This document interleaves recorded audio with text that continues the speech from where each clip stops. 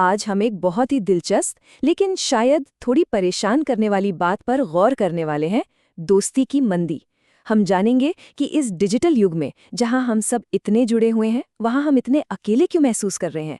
और देखिए, ये सिर्फ एक एहसास नहीं है, बल्कि हमारे आसपास की दुनिया का एक डिज़ाइन है।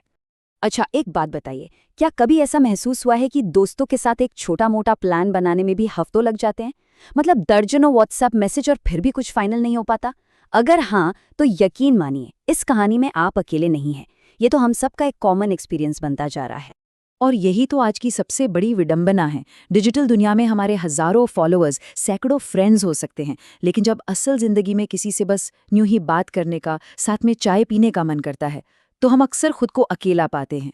है ना, ये एक अजीब सा खालीपन। तो चलिए इस पहेली को थोड़ा सुलझाते हैं। देखिए, ये जो अकेलापन है ना, ये हमारी किस्मत या कोई पर्सनल फेलियर नहीं है। इसे हम कह सकते हैं डिजाइन किया हुआ अकेलापन, एक ऐसा सिस्टम जिसने अनजाने में ही हमें एक दूसरे से दूर कर दिया है। इसका मतलब ये नहीं है कि कोई सोची समझी साजिश चल रही है। नहीं, ये तो हमारी मॉडर्न लाइफस्टाइल का एक साइड इफेक्ट है। हमारे शहरों का डिज़ाइन, हमारी टेक्नोलॉजी, हमारे काम करने के तरीके, ये सब मिलकर एक ऐसा माहौल बना रहे हैं जहां अकेलापन बहुत आसानी से पनपता है। अब इस डिजाइन को और अच्छे से समझने के लिए हमें एक आर्किटेक्ट की नज़र से सोचना होगा। हमारी सामाजिक बनावट में एक बहुत ही जरूरी हिस्सा है जो अब गायब हो गया है। एक्सपर्ट्स इसे तीसरी जगह कहते हैं। देखिए, हमारी जिंदगी ज्यादातर इन्हीं दो जगहों के आसपास घूमती है। एक है हमारा घर, जो हमारी निजी दुनिया है, और दूसरी जगह है हमारा ऑफिस, जहां हम काम करने जाते हैं। दोनों की अपनी अपनी भूमिका है, लेकिन सिर्फ इन दो जगहों से सामाजिक जुड़ाव पूरा नहीं होता। तो सवाल ये उठता है कि अगर घर पहली और ऑफिस दूसरी जगह है, तो फिर वो कौन सी जगह है जो इन दोनों के बीच के खालीपन को भरती थी? वो कड़ी कौन सी है जो अब टूट सी गई है? जी हाँ, वो लापता हिस्सा है तीसरी जगह। ये वो पब्लिक स्पेसेस होते थे जहाँ लोग बिना किसी खास प्लान या एजेंडा के इकट्ठा होते थे, बातचीत करते थे और एक दूसरे से जुड़ते थे, एक कम्युनिटी का हिस्सा महसूस करते थे। जरा अपने बचपन के दिन याद कीजिए, मोहल्ले की वो नुक्कड़ वाली दुकान, वो पार्क जहां शाम को सब मिल जाते थे, या वो कम्युनिटी सेंटर। ये ऐसी जगह थीं जहां लोग बस यूं ही बिना किसी प्लान के मिल जाते थे। आज इनमें से ज्यादातर जगहें या तो महंगे कैफे बन गई हैं या फिर गाड़ियों के लिए पार्किंग लॉट।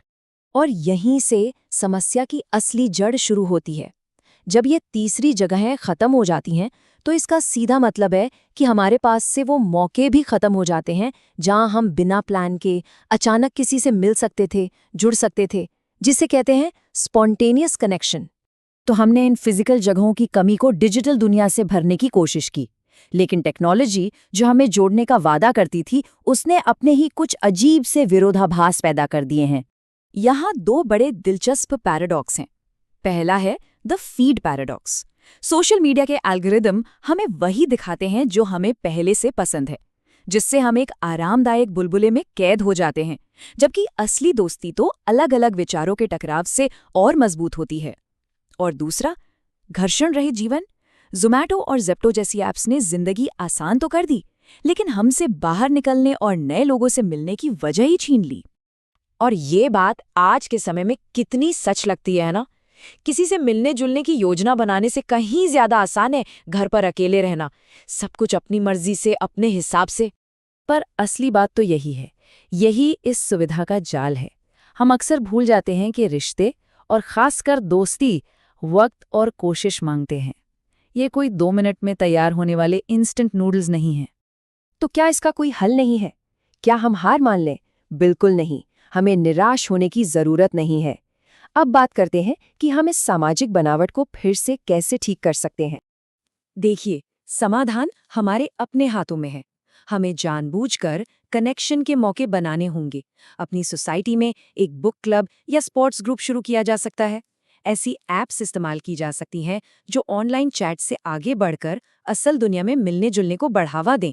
और अगर वर्क फ्रॉम होम कर रहे हैं, तो अपने आस पड़ोस में लोगों से जुड़ने के लिए एक कॉन्शियस एफर्ट करना होगा। अंत में बस हमें ये याद रखना होगा कि इंसानी कनेक्शन कोई लग्जरी या मोबाइल ऐप का फीचर नहीं है। ये हमारे अस्तित्व की, हमारी खुशी की और हमारे समाज की नींव है।